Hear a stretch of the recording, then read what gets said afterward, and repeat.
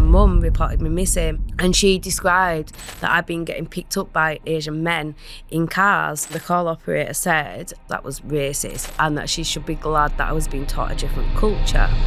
No. Gosh, where do we begin? Can you tell me your story about what happened? I know you've told it many times, but please do tell me. I went into a care home when I was 13-year-old, and the care home had been targeted for many years before I even moved there by gangs of Pakistani men that were grooming the underage girls. It was well known within the area, but I didn't really know or understand. So when I moved in there, I was extremely vulnerable, and within, I think it was about 6 weeks of living there, I was exposed to gangs of men that went on to abuse me for 5 years in really horrific ways. I was then trafficked around the country. There was attempts to traffic me out of the country. I was forced to engage in criminal activity. All of this while the police and social services knew what were going on and failed to act or stop. Instead, they actively blamed it on me and made decisions that facilitated and furthered that abuse. Man, it's the craziest story, and it makes one angry just hearing about it. I can't imagine having to have actually lived through it as you had to do. Let's start with the care home then. Who was in charge? Like, did they know that these Pakistani men were coming? Yes, so it was actually filmed in a documentary 4 years before that, and the managers of the care home were interviewed, and they said in the interviews that they knew it was going on, they just wasn't getting no help to stop it, and they were at a loss for what to do. So that was in 2004. I was placed there in 2008, so they knew for a long time before I even moved in there what was going on. It was a council-run care home, but the managers were a couple called. Am I allowed to say what they're called? About what? Am I allowed to say what they're called? Maybe it's better not to. But do you think in case it gets complicated? Yeah. But yeah, go on. There's a couple. Yeah, so it was a couple that managed it, a man and a male and a female, and all the staff were really aware, but when I first moved in there was already a girl that was getting groomed in there, and they would tell us, "Oh, just stay away from her, she's a wrong 'un." And they actively, from the beginning, would blame the girls straight away. Wow. And as soon as we ended up in them circles, then they just kind of washed their hands of us as well. Can you do me a favour? If you've watched before and haven't subscribed yet, subscribe now. It's free and it really helps. Wow. Okay, so care home, I'm imagining an actual building that's where you're living in and spending time in, and then sometimes you go out. Where are these men intercepting you? So the care home was in a really bad area of Bradford, and it was on the corner of a street. The street itself was full of really big houses, and this care home was a big house itself. This was on the corner right next to a park called Bradford Moor Park, and the cars used to pull up directly outside the care home and wait for the girls to leave, and then once you'd left, they'd be pulling up on the pavement in front of you. To start off with, it really scared me, so I tried to hide away from the cars and stuff. It was one night, me and another girl in the care home decided to rebel a bit, and we ran off with a bottle of vodka, and we walked his way into town. We bumped into a person at a cash machine and asked him for a lighter. And he said he didn't have one, but he'd take us to buy one. And I vaguely knew him off of the estate that I'd grown up on. He used to sell like knockoff clothes on the estate. So that gave a bit of reassurance. And I remember us having a really childish conversation saying like, oh, there's two of us and one of him, we'll be all right, because we were only 13-year-old. And we got in the car, and that was the start of everything. Just that one decision to get in that car that one time. And this was this a Pakistani Muslim man? Yeah. Okay, and where did he take you? He just took us to the petrol station, and he bought us stuff, and he parked up at a park, and he played like cards with us and listened to music. Not what happened originally, which is what made us a bit more like brave to get in other cars or associate with other people, like, because nothing bad happened originally. We were emboldened, and we were getting bought stuff. We were getting attention that we weren't getting in the care home. We didn't get that there. They changed shifts every few hours. There were no consistency. No one that really cared about you or anything. Hmm. So once we were getting the attention elsewhere and nothing bad were happening, we sought that even more. By the time something bad did happen, we were already in far too deep to know how to get out of that situation. And when we did go to the care home staff about incidents and stuff that had happened, like on my 14th birthday, I was spiked and I had a fit. And I came back to the care home with vomit all in my hair. And I told them that I'd been spiked and had a fit, and they called me a drama queen. And I went to bed. I couldn't get out of the bed for 3 days. They even tried getting me arrested during that time, and the police officer said they wouldn't take me in that condition and I needed to get medical attention. But yet the care home just didn't get anything. They left me laid in the bed, unable to move for 3 days.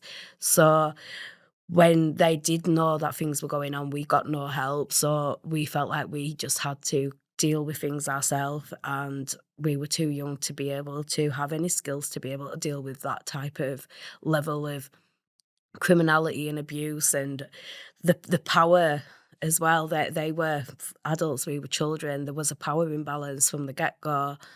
It's really infuriating to hear about this because, on the one hand, the care home seemed to know this was going on, and the problem is the authorities were unable to help them.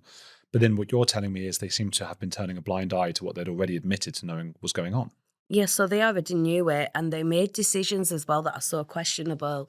Like after 3 years of me being on the register for at risk of CSE, or them thinking that it was happening to me, they then placed me into hotel placements in the city that were owned by either family members of the men that they knew were involved in it, or were used by the men. So they were using the taxpayers' money then to facilitate me living in a hotel at 16-year-old that was used by rape gangs.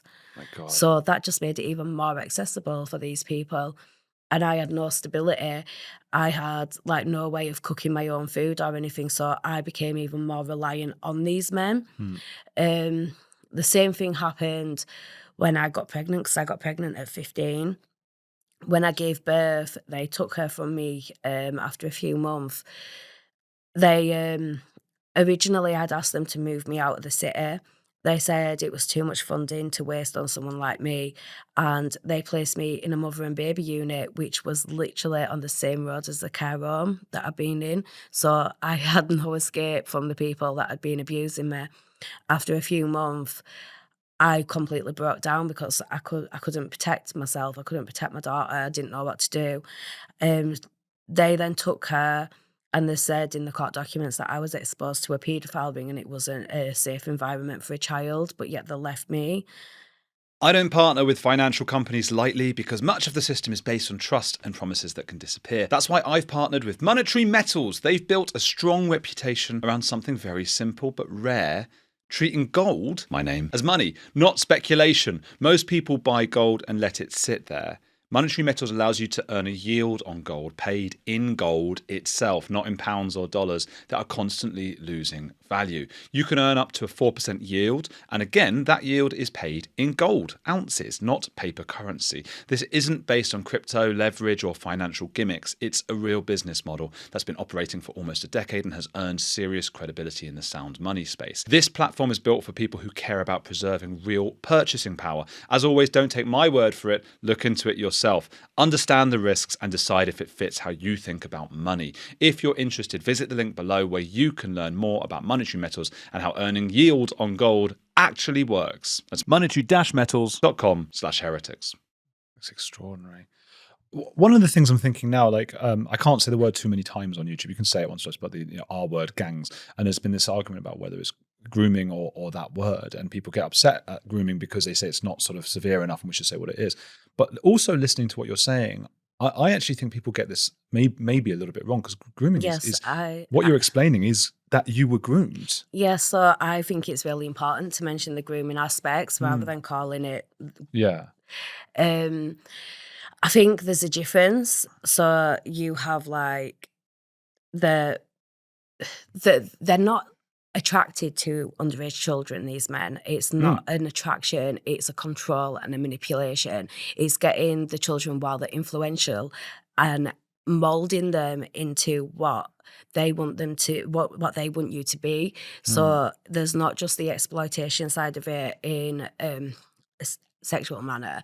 They've got the criminal side of it, the drug transportation, the violence. There's so many elements to it. Credit card fraud, weapons transportation and trafficking.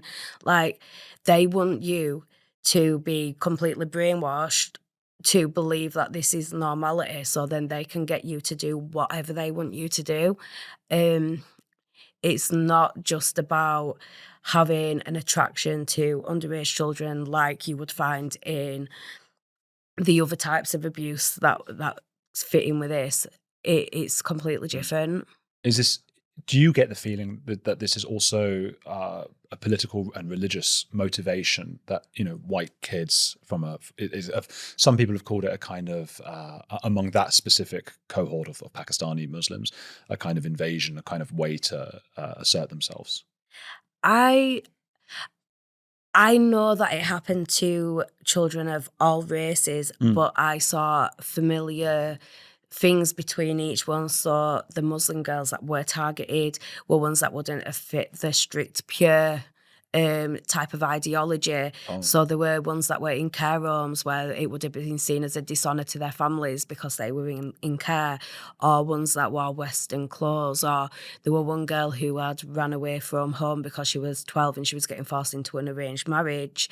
So they were targeted, as well as like the Russian and the Polish girls that came over, do you know, when free movement started, mm. and they didn't have a clue what England and what expectations were supposed to be here. I think there's multiple layers to it. I do think there is a racial and religious motivation behind it because of the language they used towards me at the time.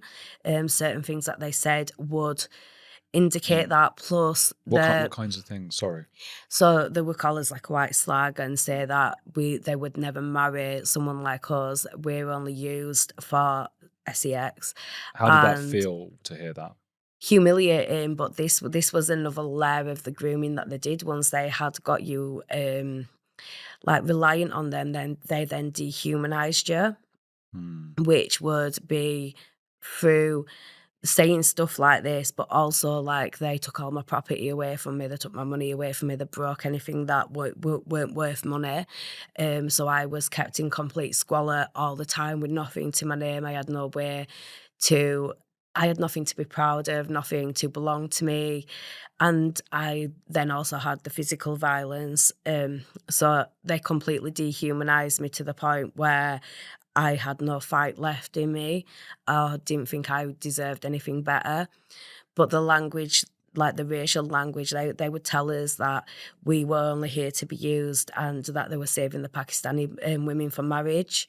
And that's why they were coming near us. So there was aspects. There was also a layer of radicalisation as well. A lot of talks about the Jews being the brains behind 9/11 and all of this, like trying to indoctrinate us to believe a certain narrative. I remember going to a house once where they had a picture up on the mantelpiece of someone with AK-47s in a Taliban uniform, and they had like flowers all around it, like it were something to be worshipped. Mm. So I do think there is multiple layers to this, and it is an extreme belief of them thinking they genuinely thought they were better than us and that they were allowed to do what they were doing to us because we were less than them. How many people in each of these communities? How many people knew? Is it plausible the wives didn't know and the rest of the family didn't know? They all knew. They all knew. They would go missing for days on end away from the wives to the houses. There was no way they didn't know. They'd go back drunk and off their head on cocaine. The the families of the men have seen me multiple times. Like, one of the men that was convicted attempted to rape me upstairs in his family home, and his elder brother, actually saved me. And I ran down the stairs past his mother, who was sat at the bottom of the stairs. So she knew, but yet she went to court and said she knew nothing about it.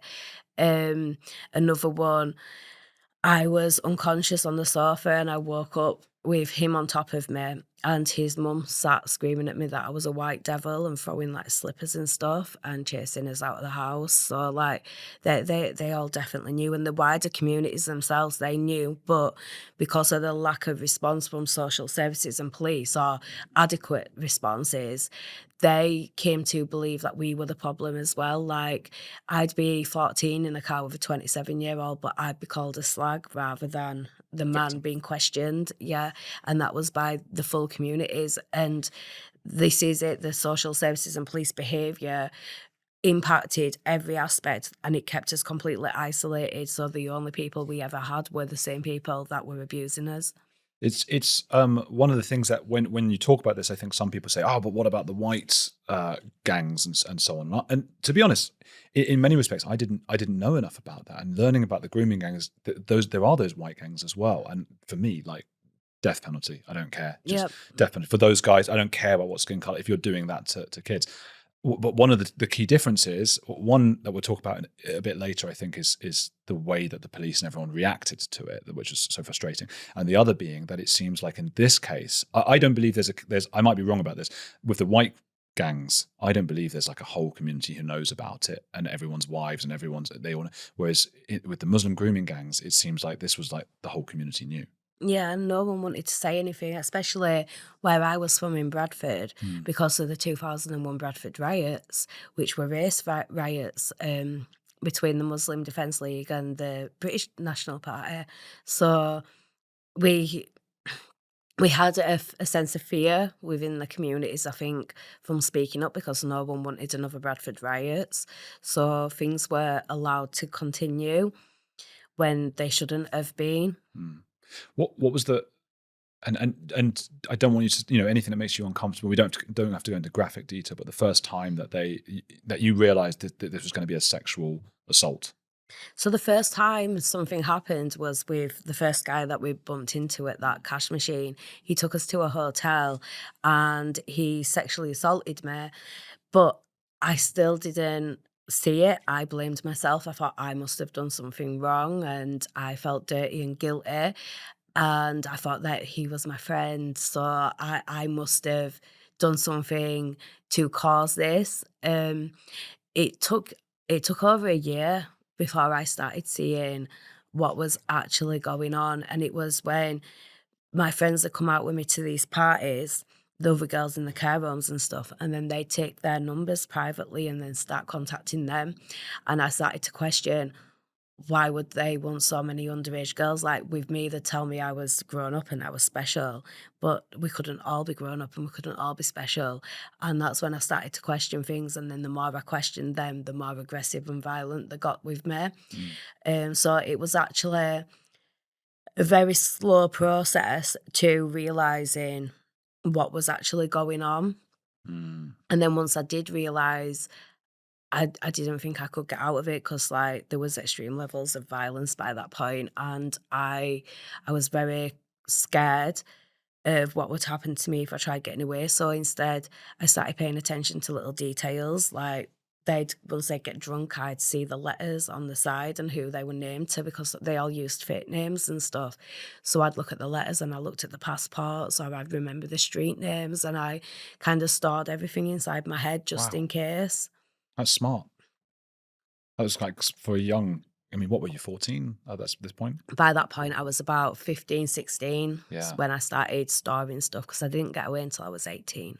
What did you think they would do to you if you did just say, of course, there's coercive control as well. It These are things that are hard to Yeah. understand when you've not been through the victim of these But things. it wasn't even just that. They showed me videos of them beating people to death, or they tell me this is where we dump dead bodies, and then 3 days later there was a dead body found there. They were involved in very high profile very high profile people that were known to be gangsters, and they would use them to intimidate and threaten and keep us subdued.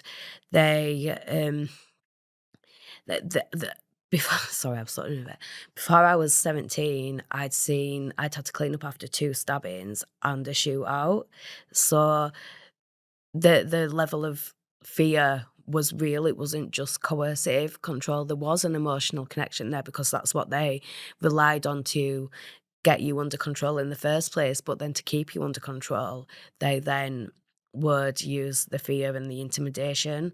So I would say, though, the emotional connection was the hardest to break over the fear. Even when I was giving evidence in court, I still had some level of an emotional connection to them that I had to try and get over, Mm. um, which is why I made the decision to go into the courtroom at the sentencing and watch them get sentenced. So then I could try and escape from their control. Mm. So like a kind of closure. Yeah. That's it's so fucked up what they do to people, to children. Yep. And I wasn't even the youngest either. There were girls younger than me that were involved with them. Did you talk with one another like, oh, is how do we break out of this? Is this wrong, and so on? Yeah, so we did have some level of conversations, but most of us all thought it was normal at that point, or when we did start questioning it, I think we were a bit too scared to voice it to each other because we didn't know who was going to go back and tell the men that we were questioning stuff. So we all kind of just became a bit unstable. There was a lot of self harm, a lot of drinking to escape the situation. That's where the reliance on drugs came in and stuff Mm. because we just wanted to escape from the way that we were feeling and the way they'd introduced them to me in the first place, where they got me to open up about my past and about what had happened to me leading to me going into care.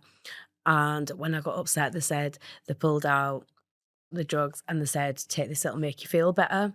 Mm. So from the get go, I'd automatically linked it with feeling better. And it became a crutch to help me get through, but it actually made me more dependent on them, and they had more and more control over me. Mm. It was like a vicious cycle. It's essentially a cult. It's the way cults work. They Yes, prey on yes. young, or I'd say it's like if a cult and a mafia had a baby, Hmm. and then you'd get the grooming gangs. That's a scary cult mafia, isn't it? Yeah. Wow. And then how? Actually, yeah, I want to know. So, did they act when they were abusing young girls? Did they act in kind of groups at once, or was it a one-on? What were they doing? So there was both really. Mm. Most of the time it'd be one and then pass on to the next one and then pass on to the next one over the course of days. But then there'd be other times where you would experience more than one Okay. abuse in one day. Um, And did you get any sense that any of these guys felt like, even to one another, a bit of shame, a bit of what are we doing here? no, they all thought it was funny, and they used to bring in younger guys and groom them until they became groomers themselves. They'd tell us to take us upstairs, or they'd go tell their mum that they'd been drinking or that they were gay, which is really bad in their Mm. religion, and they would like pressure them to take us upstairs and do stuff to us until it became normality for them. And you saw the breakdown of these boys as well.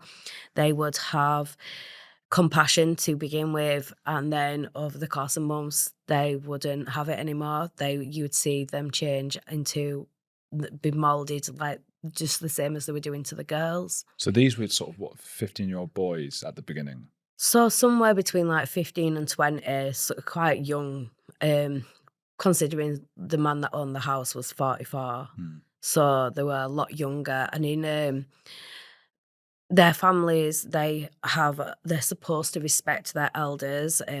All of the elders are called uncle, and they would be like encouraged to listen to everything that they said and respect them and do this and do that. So it was quite easy for them to manipulate the younger boys. You would normally find there'd be younger family members like nephews or cousins and stuff.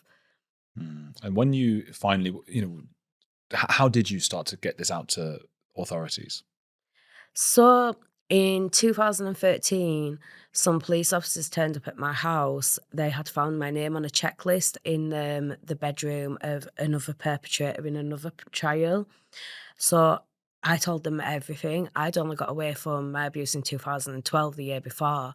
So I was quite hysterical when I was first, like saying everything. And I said, I'd been abused by hundreds from the age of, I think I said to them 12, but it was 13. I was a little bit all over.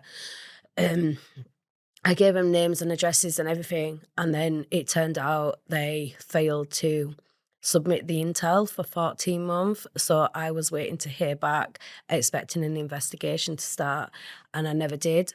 And then the Rotherham scandal broke, and I got a bit angry because they made it seem like it was just Rotherham. Ah, So I took my care records to BBC Look North, and they then used my care records and exposed that it wasn't just Rotherham. And the next day, the police suddenly decided they were going to do an investigation. when I was recently on Piers Morgan, and I was being told by a guy called Zhenk that the only reason people are talking about the grooming gangs is it was made up to deflect from the Epstein stuff by the Jews. What do you make of that? I think that the both scandals are as bad as each other, and I think that both deserve to be held to account. The only difference, like the systems are the same. The only difference is Epstein had a bit more money and he had an island. That's the only difference. The way it worked is the same. I don't think one's a distraction from the other. I think both have been covered over and enabled, and they both need to be held to account. That's what I said to him. Why can't you look at both? Yeah. It's ridiculous. And the cowardice as well to just be like, no, don't look at the one that's related to my background, instead of saying, hey, because that's my background, I need to stand up more than anyone and say, not in my name. Well, this is what I really do want to see from the Muslim communities now, is them standing up and throwing the support behind survivors and saying, this isn't our religion, this isn't what we do, and standing up against these men, because the big thing that I'm seeing is these men, as soon as they get out of prison, they're like back into the communities like nothing has happened. And I wouldn't, like, you can always tell the white one on the estate that's done it, because he will have his windows smashed and his door spray painted. He will not be let back into society and the community.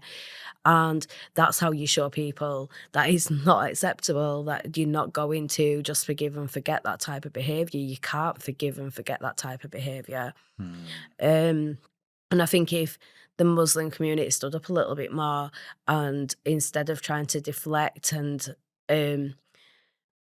make it a bit of a racial brick wall, if they said this isn't what we do and stood with survivors, I think it'd make it a little bit easier to spot the abuse for one, and stop it for two. And have there been, because I think people like Layla Cunningham, for example, she's a Muslim who would speak about this. Have you noticed a bit of support from some people in the Muslim community? Yes, but it's I could probably count them on my hands, on my fingers, the amount of people that have reached out. There has been a few, and the ones that have done so, and they face such difficulties in doing so. Like, they're facing abuse from their own communities, and I've got the utmost respect for the ones that have done. But the majority have just given me abuse. Like, on a daily basis, I get messages calling me a racist and telling me that I'm a liar, that my abuse is made up, that it's all a conspiracy, that I'm being paid by Israel, and all of this stuff. And it's tiring. I've never known victims of this type of abuse to be targeted so much as the grooming gang victims are. It's like everyone seems to be going out of their way to discredit people's stories, and you can't discredit it. It's proved. It's known about. My abusers are convicted. There's been a serious case review. There's been inquiries into local areas over and over again.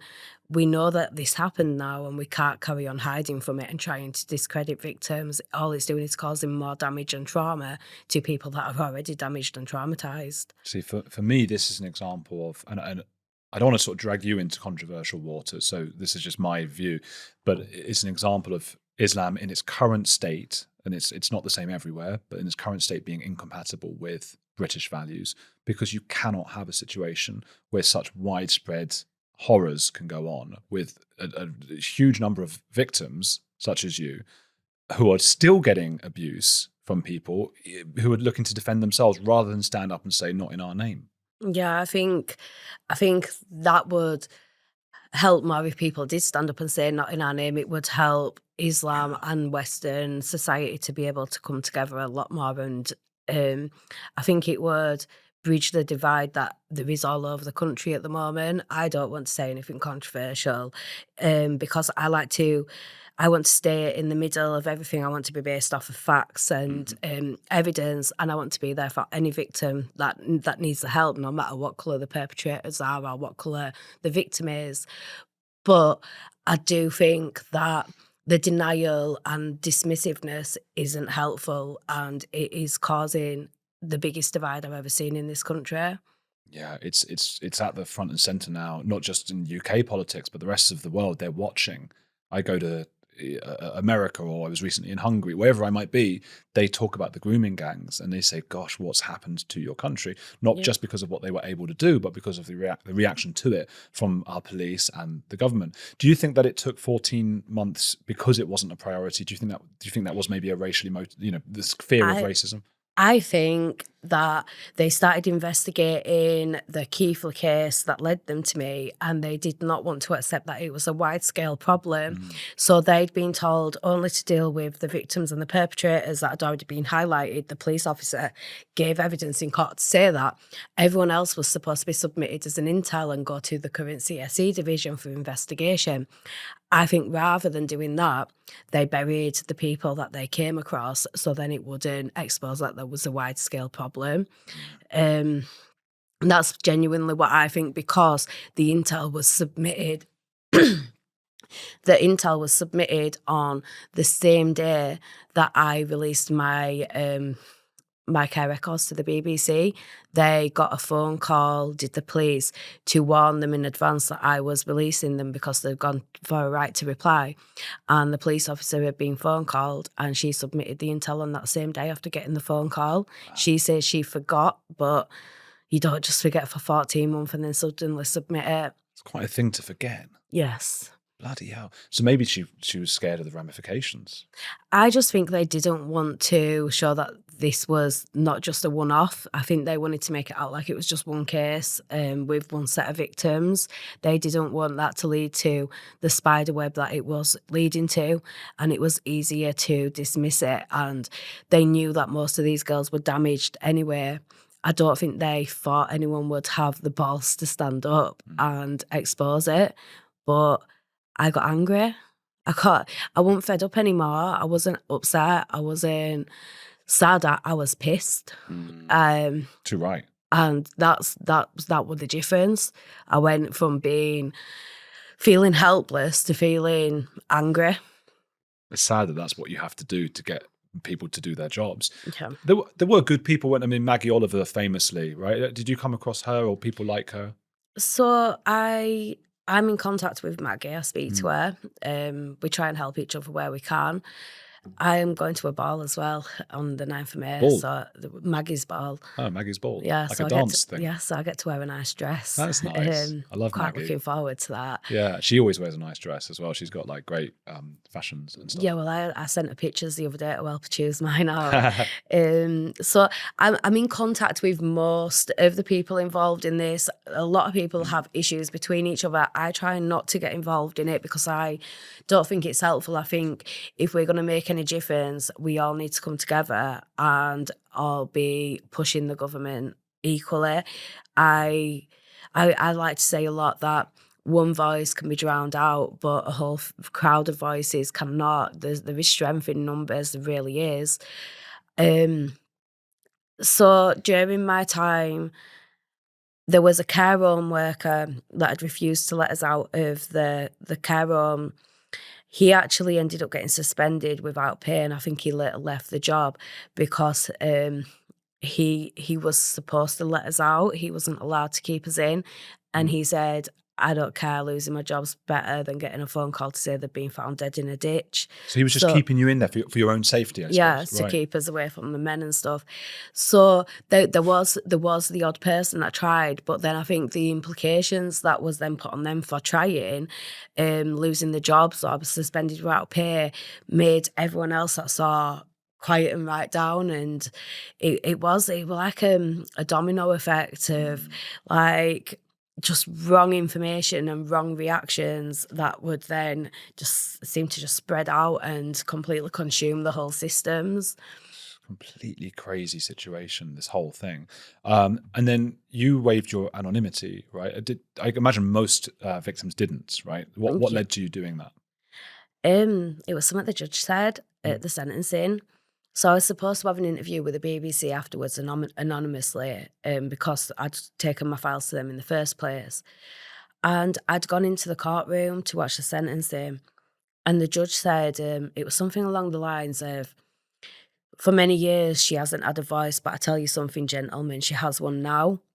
And I left and I just thought, I do have a voice. They don't have control over me no more. They can't stop me. And I've not done anything to be ashamed of. Why with cases like this are people encouraged to stay secret and like it's a shame that they need to bury and hide, and it don't encourage other people to come forward and get justice if you're made to think that you need to hide and it's something to be ashamed of. So I sent word that I was waiving my anonymity and I was going to go outside the court. So I met a lovely lady from the BBC who's worked with me all the way through my trial and all the way until currently. She met me outside and she had my first interview, and I just started speaking and I couldn't stop. Has it been cathartic for you? Like helpful? A lot of the time, yes, but Mm. then the abuse gets to me sometimes. Like, I'm trying to do something good. All I want to do is to make a change. I want to help people. I don't care what type of abuse they've faced. If they need help, I want to help them because I don't want anyone to ever feel as alone as I felt. But the amount of abuse I get for doing that sometimes makes me think, is it even worth it? Mm. But I don't want bad people to put me off of doing something good. I want to find meaning in what happened to me, and the way to find meaning in what happened to me is by changing it into something good. If I can make something good come from something that's so horrible, then it makes sense why it happened in the first place. Otherwise, where's the sense? I'm so sorry that you get this from such evil people. I'm kind of used to it, but it gets overwhelming sometimes. But do you think that this is still going on a lot in Yeah. communities now? Are police a little bit more? Are they still reluctant to go into the communities? Yeah, so I've had people that it's been happening to currently come forward. It's a bit more secretive now because where we were targeted on the streets, they've now got social media and that's used. So like TikTok and Instagram and stuff like that is used to target the children, and that's used to groom them initially, and then the emotional connection's already made by the time they have the first face-to-face meeting then. The police, they've made improvements. I won't say they haven't made improvements, but they're still nowhere near there. Um, that's why we're trying to organise these speaking events across the country to educate the communities, because the police rely on the communities to speak up if they see something wrong.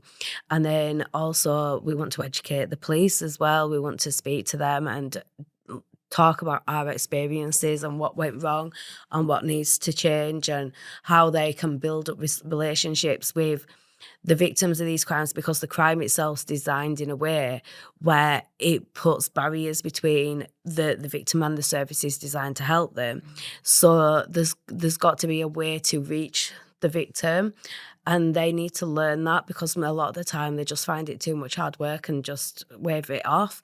There's also a real lack of victimless crimes. So like, they wait for the child to say, yes, this is happening to me, before they will investigate, even when they've got all the evidence to know that that child is being exploited. They need to start investigating without having a complaint from the child. They wouldn't ignore it if it was a child in the home and it was their dad doing it to them.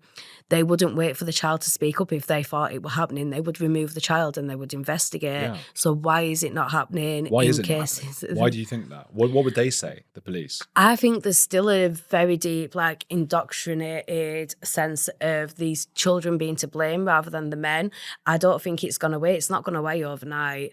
Maybe fear of offending different cultures as well. Yeah, I think there's a mixture of a lot of stuff that's been ingrained into the services that is going to take something huge to get it out, which is why the national inquiry is so important, because it won't just change it for grooming gang victims, it will change it for all areas of CSE and CSA, anything, even domestic violence and stuff like that. It will have an impact on every part of safeguarding once we know the truth of what went wrong. Why are politicians resisting it, and which ones are resisting looking into the grooming gangs? Political correctness and Labour and Greens. Explain. I think political correctness in small amounts is a good thing, but in huge amounts it makes an imbalance that goes completely the other way. I think political correctness went too over the top, to the point we were sacrificed to try and make it look like everyone were getting on. I have said before, it was like I was sacrificed on the altar of multiculturalism. You can have a multiracial society without having a multicultural society. Cultures don't always speak with each other. I think the Greens and Labour rely on a block vote that is where they don't want to rock the boat too much in case they then lose their chances of ever getting seats in Parliament. It is relying on the people that fall under the bracket of the perpetrators. And I think, unfortunately, that did play a part. Like I said, it's not, you can't just identify one thing and put your finger on it and say it was just that, because there was so much like misogyny as well and classism. We were kids in care, we weren't seen as worth it. We had no one to fight for us, so we were easily sacrificed because no one was going to stand up for us. But you're exactly the people that Labour is supposed to be looking after. And once upon a time, we are the people Labour would have. Labour now and Labour when my granddad was young are completely different things. I wonder if they regret that. I wonder, there must be, they appealed so much to, and I agree with you, multiracial, yeah, great, multiracial, brilliant. Multicultural is not really working because they're all going to start vying for position and power. And that's what's happened here. And Labour's had to sort of sell its soul a little bit. It's so sad what's happened. But I wonder if they regret that, because even just politically, forgetting all the emotion involved in the actual humanity of it, they must be looking and going, yeah, but we can't go that, we're never going to be able to satisfy them enough, which is where the Greens have come up. But now Labour's lost all of the respect from other people who have watched what's happened. Labour are going to be non-existent in the general election because they've lost the support of the Muslim communities and they've lost the support of the working class. They have no one left apart from loyalist Labours, like people that are Labour through and through. They're the only people they've got left. Old-fashioned Labour people. Yes, and I think it's quite sad because Labour used to be the party for people like me. They were the party that stood up against, like stood up for the working class. The party my granddad has voted for his whole life. And I had to tell my granddad they're not the same as they used to be. He still thinks back to the mines getting closed down and stuff like that because he was from a coal mining town. He still thinks back to them as Labour. He doesn't follow the politics now to see the difference. How have Labour politicians responded to you? Not very good. So I've had support from Sarah Champion, who spoke out on the issue with Bradford, and Bradford should be highlighted as a locality because Bradford comes up in every case that there is near enough. It is a consistent location that's used for trafficking. There's something in Bradford that could probably give a big insight to the whole of the networks across the country just by tapping into what's going on in Bradford. So I've got a lot of respect for Sarah Champion for backing me with that because she didn't have to. She's from Rotherham. She's not from Bradford. She doesn't have to, but she did.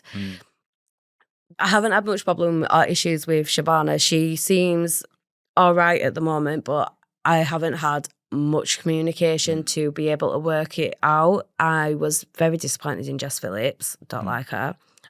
She's lost my respect. I will never work with her again. What happened with her?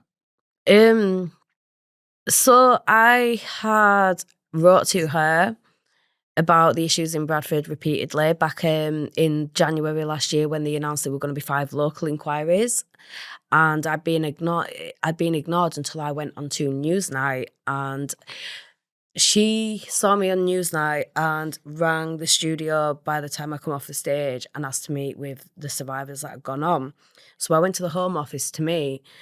And my advice for how the National Inquiry should work was exactly what Baroness Casey came back a few weeks later and said it should work, which I think that's what had kind of grabbed their attention a little bit. I'd been quite happy to work with her and further things. I then, I just, something felt off to begin with, and I struggled to trust. And I told her, I don't trust you, but I'll work with you to get a national inquiry done. And then they'd made a survivor panel up to be consulted on the national inquiry, on the terms of reference and on the independent chair. But she told me, oh, once we assign an independent chair, we're going to get you down to Parliament to consult with them on the terms of reference. And didn't say anything about this group that had been put together. I found out through someone else that was on the group who said that she kicked off and said that we should be included because we'd been advocating for a long time, me and a few of the other girls. She managed to get us onto the group, but that's the first time I realised that Jess Phillips was not being truthful and open about what was going on. And as soon as I got onto the group, I started seeing the people that had been selected were all people that were pushing a narrative to have the inquiry opened up from grooming gangs up to the wider CSE category. Just everyone. Which would have diluted the findings completely and would have been in the same situation as we were with ICSA, which I was really reluctant to let happen. So we started trying to fight back against that. And in the end up, we felt like it had already been manipulated and they already had made their decisions up, and talking with us was more of a tick box exercise. Like they were not bothered about what we actually had to say. They already made their minds up and thought they knew better than us. And we were not treated respectfully, or we were treated like toddlers that didn't know how to make our own decisions, and we had to communicate everything to them for them to decide if it was good for us or not. It was very patronising. In the end up, I just didn't like how everyone were being treated, so I resigned from the panel. And then Jess Phillips, when I resigned, I said that there were attempts to open up the inquiry to cover all areas of CSE and also move it from looking at going in depth into localities to wider areas and dilute the data that way. And she released a statement to the paper saying that these claims were categorically untrue, but I had the emails and the text messages to prove that they weren't. And when she said that, a lot of the Labour loyalists came and started giving me a heck of a lot of abuse, including a serving counsellor and ex-police officer. What? Yeah, so I was getting told basically I was making everything up for money, I was a liar, that I was paid for by Reform, that I'd been put onto the inquiry panel to sabotage the National Inquiry. Bearing in mind, I was one of the most vocal voices in fighting for the National Inquiry in the first place. And we just had, because another 4 girls ended up resigning as well, and we just had this huge smear campaign come our way because Jess Phillips had basically told everyone that we'd lied.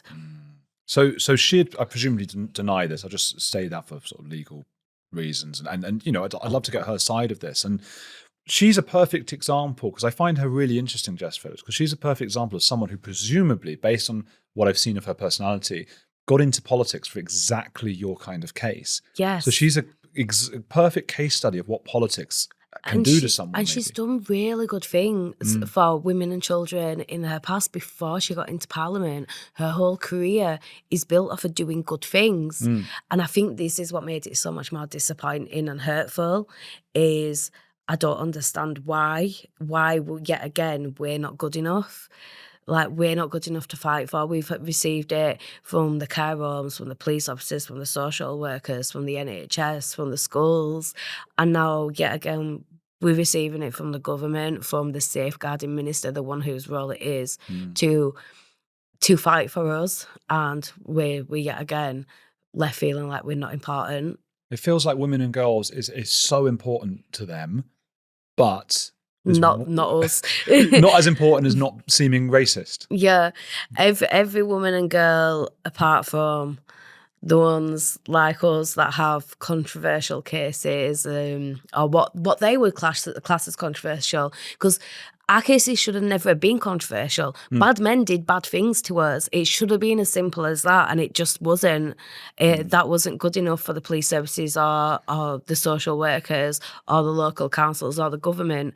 They overcomplicated it by their actions. Like, I do believe there were racial elements to my abuse, but the ones that made it the most racial were the police officers that refused to get involved because of the race of our perpetrators. They're the ones that caused so much of the issues.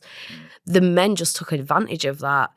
Like I've said before, if you went and shoplifted from a shop and they were just on the way out, they said, no, it's all right, mate. You can come back and do it whenever you want. You're going to keep going back and doing it. And it's the same with these men. They got away with it. So they had nothing to put them off doing it. So it developed an overproportionate rate then, and it just completely got out of control.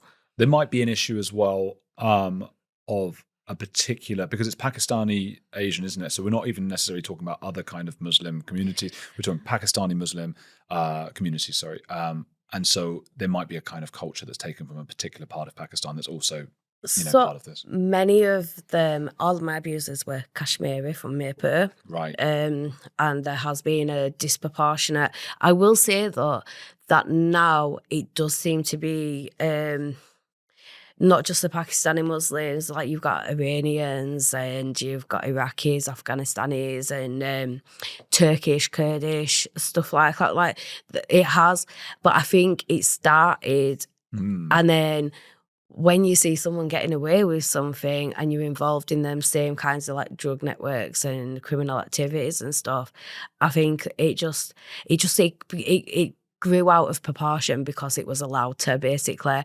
And it's not even just like you have got, like I will stress, I'm saying there's a disproportion because the percentage of, say, Mirpuris, which is a specific little town in Pakistan, the percentage of them that have been prosecuted for these specific crimes is totally disproportionate to the population of them in England. And that I will state that is a difference. We're 83% white British. There is going to be white British gangs. There is going to be black gangs and everything else. It's about the disproportionate. If something is disproportionate, there's a reason behind that, and that reason needs investigating. And that's nothing to do with racial motivation or anything. It's only to do with there's got to be a reason for a disproportion. And we look at it in all of the crimes, like the stop and search with black people in London. It's because of the disproportion in gang crimes.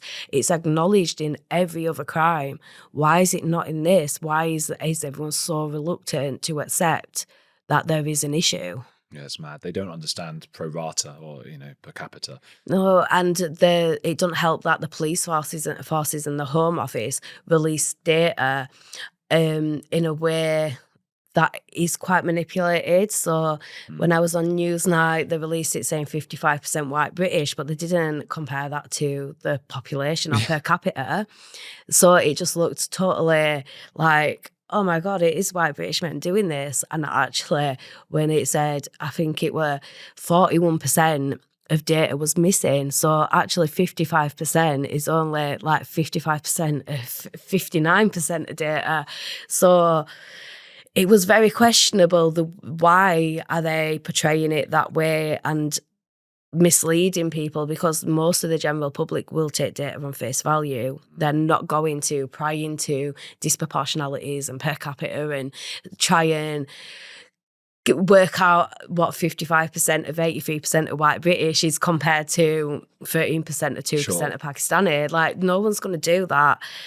they're just going to take it on face value, and that's what's causing a lot of the tensions, because you've got people that know the true data and you've got people that see the misleading and take it on face value, and they're just arguing between each other.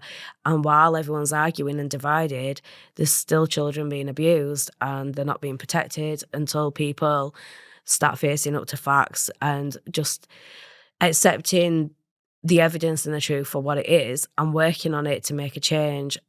It's only children that are going to suffer. Yeah, and I've seen that happen. That desire not to be racist, and as you were saying with the TV channels, they present data in a way because every single person there is desperate to not look racist. And I've literally seen it. I was on LBC and I was talking with someone, and I mentioned the grooming gangs, and everyone on the panel was like, "Oh yeah, terrible." What the worst part was that people were pretending it wasn't bad and trying to distract from it. But we must remember that Andrew Tate is a real big problem. And I was like, you're doing it now in real time. You're doing it. Like, acknowledging that one thing exists does not discredit other things, but everyone seems to want to throw something else into the pot. We'll talk about Andrew Tate after. Yeah. We're talking about one thing now. This is it. And one of the main things that stands out to me was a phone call that my mum made to my care home. Had stopped reporting me missing. I was supposed to be reported missing at 12 o'clock every night because I was a looked after child, and they weren't doing it. So my mum reported me missing.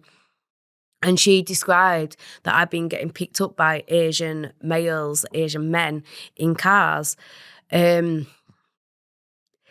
man on the phone and the call operator said that she weren't allowed to describe them as Asian males because that was racist, and that she should be glad that I was being taught a different culture. No. So, yes. It's, said this to your mum? Yes, when I was about 15 and she was reporting me missing from my care home.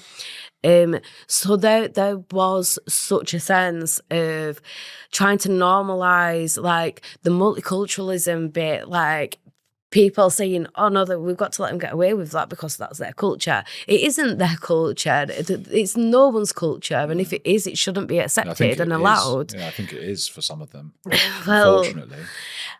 If it is, it shouldn't be accepted no matter what. Like, it's good to embrace good parts of people's cultures, but we should be allowed to call out the bad stuff and not enable stuff to happen that shouldn't be happening. I feel so angry here. That guy needs to lose his job immediately. But the worst thing was, I'm dealing with a 14-year-old girl now that has an ongoing case, and her mum rang up, and there's 2 boys involved. One of them's a young white boy, the other one's an older Asian man, and she kept describing him as an Asian man to yes, that's the word. To thingy between them and the white boy. And this was like, so the phone call with my mum was in 2008. And this phone call was literally last year in 2025, so a long time after. And the woman on the phone said the same thing to her, said to her, stop calling him Asian because it's racist. And she went, but I'm not saying anything wrong. I'm describing who he is. I'm describing to you which man it is. So all these years later, after we're supposed to have made changes, we still have call operators that are saying the same things. Call operators, these call up for the police force? Yes, for the police force. What do you do? I mean, I don't ever like people losing their jobs, but I think that's a case where you make an example. Yes, most definitely. And especially when this is now 2 separate people that have said the same thing with such a time difference between them. There's something clearly going wrong in training. Is there a sense of, and I have no idea about this, is the police force to an extent infiltrated by some, you spoke of a lot of the community know about this. Are some of those people in the police? Yes, so when my case was investigated, they did close it off from the rest of the police, the local councils, the housing office and everything. They closed my files off to everyone, including social services. And I quote, they said, we don't know how deep this goes. Wow. So there is a real sense that it is infiltrated in every aspect of everything. They're in the police, they're in the government, they're helping people get away with this. Yeah. It's infuriating. How are you today? After what you went through, that knocks a lot of people for 6. How are you doing? So I had a meeting with Anne Longfield yesterday, who's going to be the chair of the inquiry, and I said to her, and I'll repeat it to you, like, I managed to find a bit of fight in myself, and I managed to fight, and I've got more evidence than most girls. I've got my court transcripts, I've got my criminal convictions of the men, I've got my serious case review, my evidence in ICSA. I've got a lot of evidence, more than most of them do. And I've had to fight for that, don't get me wrong. But because I've managed to get that evidence, I've managed to get some sense of closure. I haven't been able to prove everything I say, but the vast majority, 99% of it, I have. I think that's what's been able to help me rebuild myself and come out the other side.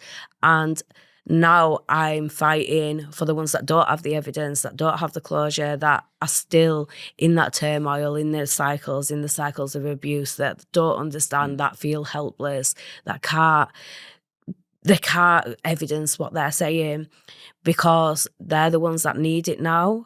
Things are difficult still sometimes, but I've learned ways to deal with it. I've learned when to take a step back.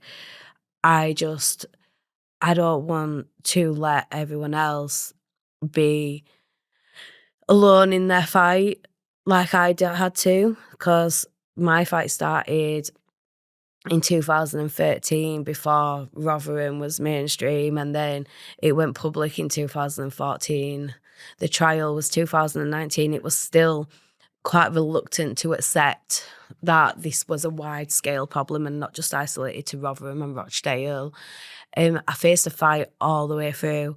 I don't want other people to have to do that by themselves, and that's why I've made everything to do with myself public, all my care records, my serious case review, my court transcripts, everything that I've got, I made public because I'm hoping that people will see the similarities between their experiences and what's wrote about me, and will be able to say, look, if it happened to her and she's got the evidence, why can't you believe it happened to me?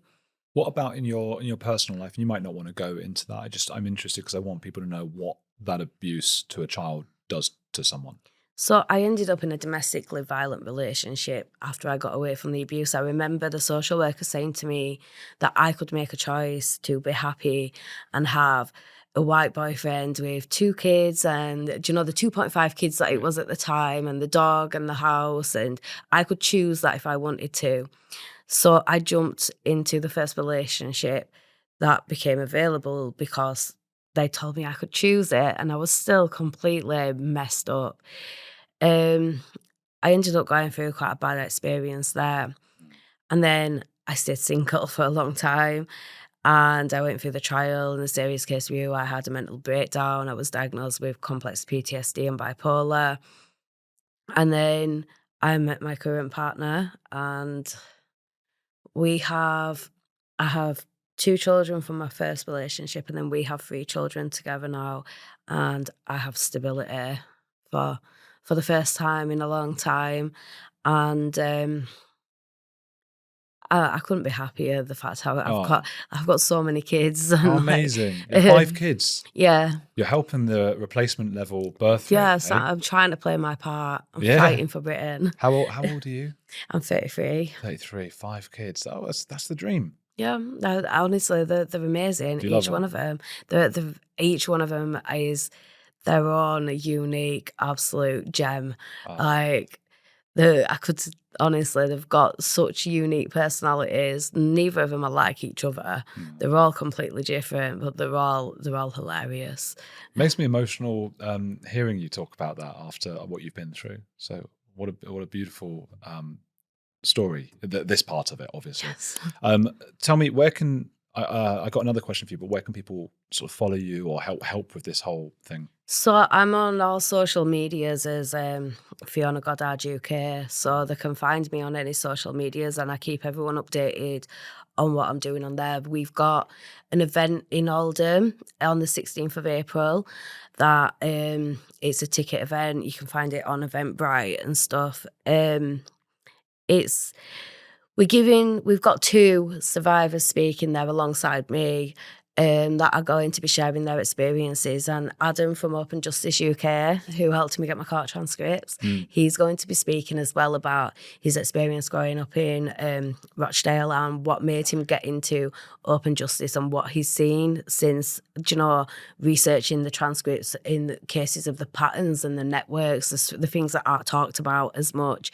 So we're really excited to be able to speak to people and educate them, and all the money raised then goes back into helping educate more people and helping survivors where we can, because there's such a gap in support that's just not targeted at these people, and these people need it so much. They've been failed so much, and they're still getting failed now, and that is the reality. It's like the government, rather than fixing the mistakes that they made and trying to make it better and rebuild these people, have just wiped the hands of them and dismissed them and wrote them off, and people are living with the long-term consequences of horrors. And it's sad. People shouldn't have to lose their whole future based off of something that happened when they were young. We'll put links to that down below, and I hope people will go and support you and support Open Justice. It's so important. Did we tell you I ask at the end about who's a heretic you admire? Yeah, so I thought of all the famous people, all the people you'd expect, and I was saying on the way here, the only person I can keep going back to, and she ain't famous, she's famous for me, it's my grandma, because she used to turn up at these men's houses when I rang for help. She didn't have a clue what she was getting herself into, but she'd turn up and she'd get me out. And she knew something was going wrong even when social services were trying to gaslight everyone. She knew something was going on. She was sneaking tape recorders into the social services meetings. She knew the men were taking money off me, so she would come in with food shopping and putting gas and electric on. She tried to resist against a system that was designed to have total control over me, and she fought against that even when the police and social services were blaming me. She knew right from wrong, and she didn't bow down to the pressure of political correctness or whatever else was manipulating it. She fought for me. That's a beautiful heretic, Fiona's grandma. So shout out to her. And is she still with us? No, she passed away last year. Oh, I'm sorry to hear that. It's fine. Oh. She's in the graveyard just up the road from my house now, so she's close by. Oh gosh. Okay. She'd just be most proud that I stood my ground and fought for myself eventually. She got dementia near the end, so she didn't get to understand that, I don't think. I think some part of her might have, but I don't think she fully understood. God, it's horrible, that dementia, isn't it? My grandma got that near the end. Yeah, it's hard because you lose them before you lose them. Yeah. So I was so conflicted when she finally passed away, because part of me was just relieved that she had some peace and that she knew who she was again, which it was quite a strange feeling, being relieved. Well, a beautiful heretic nonetheless. And so thank you for sharing that with me and with people. And guys, please do go to Fiona's event, Eventbrite we'll have down there. Go and support Open Justice, and hit the like button and keep watching this show.